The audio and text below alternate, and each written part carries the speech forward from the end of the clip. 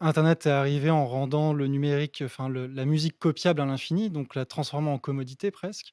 Et ensuite les plateformes de streaming telles que Spotify sont arrivées en, on va dire, sauvant un peu l'industrie en disant: «On donne un accès illimité à tout pour, 10 € par mois». Le problème, c'est que, avec ces 10 € par mois, on n'arrive pas à financer assez les artistes pour qu'ils puissent vivre de leur musique et un chiffre qui est assez marquant, c'est qu'à 97 des artistes sur les plateformes de streaming gagnent moins de 2 000 € par an.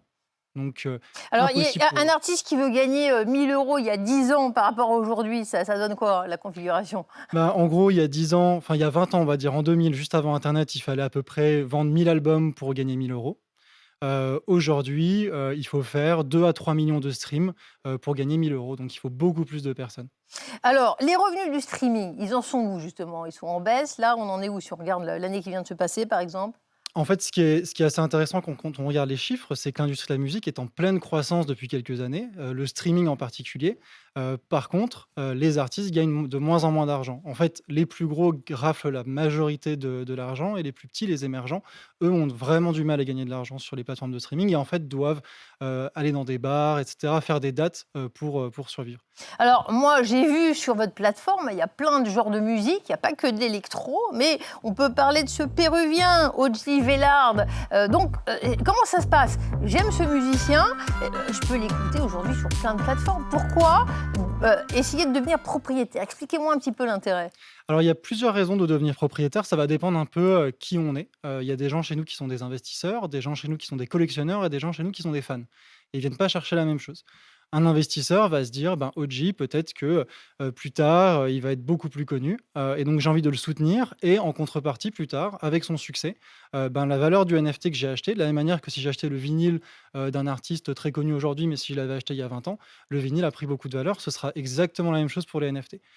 Mais si je suis un fan de musique et je m'en fous un petit peu de l'aspect spéculatif et moi ce qui m'intéresse c'est de rencontrer, l'artiste, et ben, en fait, en contenu exclusif attaché au NFT, l'artiste peut proposer une rencontre avec lui, une place de concert, un accès backstage, un accès en studio, i c'est vraiment libre, à l'artiste, d'imaginer tout ça et donc de cette manière, on permet, soit, à la communauté de l'artiste de soutenir l'artiste et d'être en quelque sorte investisseur, ou alors de se connecter davantage avec l'artiste et de faire partie de sa communauté.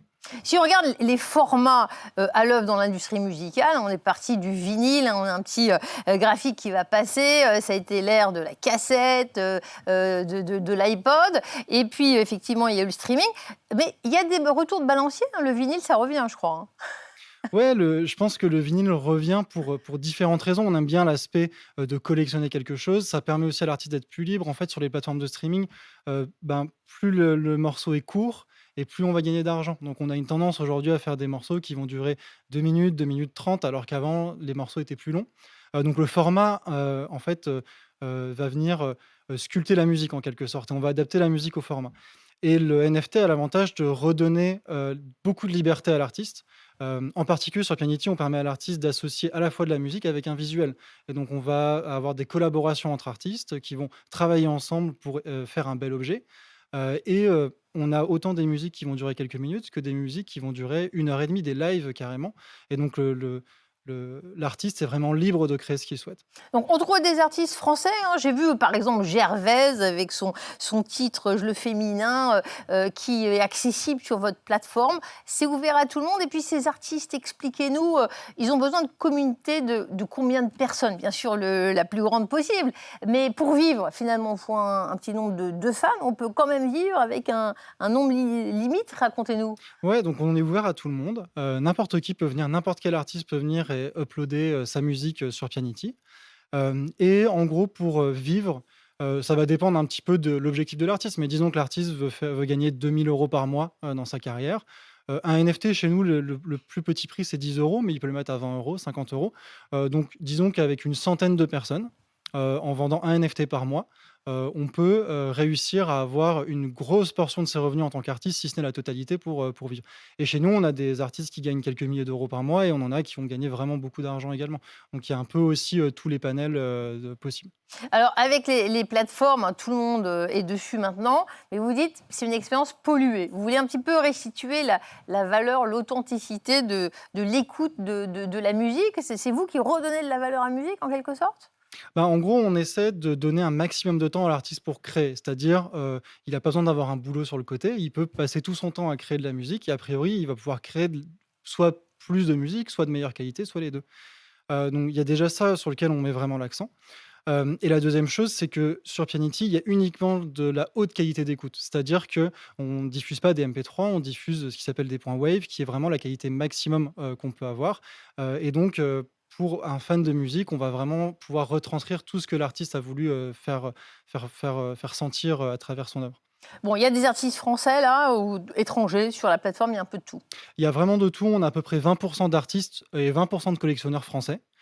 Et ensuite, sur les 80 qui restent, on a beaucoup d'Américains, on a beaucoup d'Amérique du Sud, on a beaucoup d'Asiatiques également. Donc Allez, on on a va se vraiment une quitter belle avec un diversité. Français. Je fais découvrir au public la carioca du musicien Saint-Michel. Mais je vous laisse poursuivre. Vous disiez de plus en plus de genres représentés sur la plateforme. Oui, de plus en plus de genres. On a forcément l'électronique qui arrive en premier parce que mon cofondateur Simon est producteur de musique électronique à la base, donc on a commencé par là. Et aussi, ce qui est intéressant dans l'électronique, c'est que c'est quelque chose où on produisait beaucoup de vinyles déjà, et donc les collectionneurs ont l'habitude de collectionner. Et maintenant, on a beaucoup d'artistes urbains qui viennent sur la plateforme, on a beaucoup d'artistes classiques également, et beaucoup de choses à annoncer dans les prochains mois.